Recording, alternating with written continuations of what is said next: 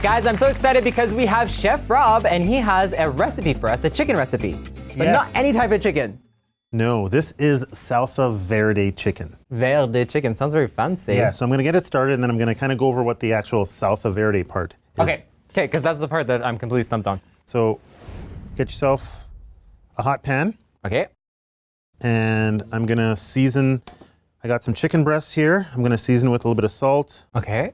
A little bit of pepper. Some pepper. And a little bit of paprika. Oh, paprika. Yeah, a little bit of paprika. Nice. And then we're gonna get these in the pan.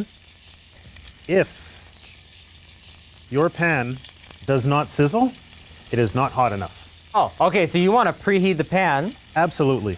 And on like medium heat? Yeah, do it on medium heat. Okay. We'll move this out of the way. While this side is cooking, you can actually season the second side. So if you would like to do the honors.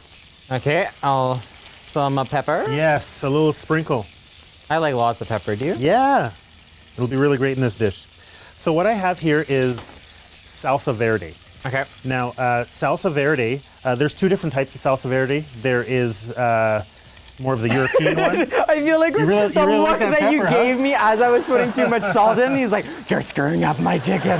Okay, I will be better with the paprika. Paprika. So there's two, like I was saying, there's two types of Salsa Verde. There's a European one, which is mainly just a lot of herbs. Okay. And then this one is the Latin one, which is onions, jalapenos, and tomatillos. Is the main one. Is that the thing that you tried to grow in your backyard and didn't work? Yes, it grew way too big. Like how big? Like bigger than my arm span. Like it was crazy.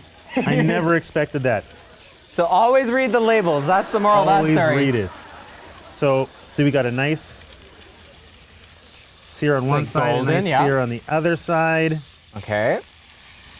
And this is a very important step because this is the first step of building flavor.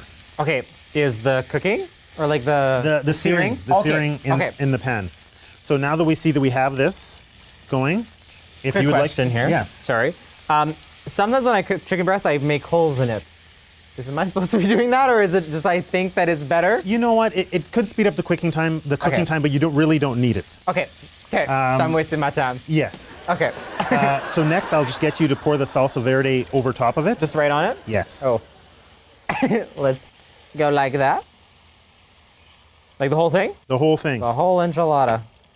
Like this is the reason why I love this dish is, you can just do this all in one pan. If you're in a rush or you're cooking for a family, this is a very, very easy one to do. Okay. And not every pan works like this, but we're fortunate to have pans that are strong enough to hold up to the oven. Yeah, I love the Cuisinart pan. Yes. So what we can do is this can actually go on a cooktop and in the oven? And in the oven. But whenever I'm working with a hot pan, I always like to assume that it's hot. So yes. You don't want to burn yourself. There's nothing worse than that, right? So we'll put it in the oven? Yeah, we're going to put it in the oven.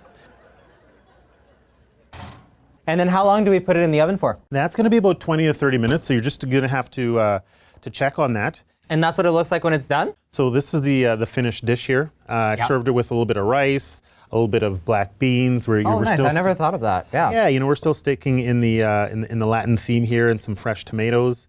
And this is a dish, as you see, it came together very quickly. And it was really easy. And Absolutely. we used the oven and the cooktop. Like I never thought that you could actually do that. I never knew you could put things in there. Make sure you have the proper pan, and when you are removing no plastic. Yes, no plastic, and make sure that you use an oven pad or oven mitt or dry cloth when you are pulling it out. Perfect. Well, thanks so much, Rob. Guys, that's all the time we have for today. We will see you next time on The Marc and Mandy Show. Thanks for watching The Marc and Mandy Show. Like our video by clicking below and subscribe to our YouTube channel.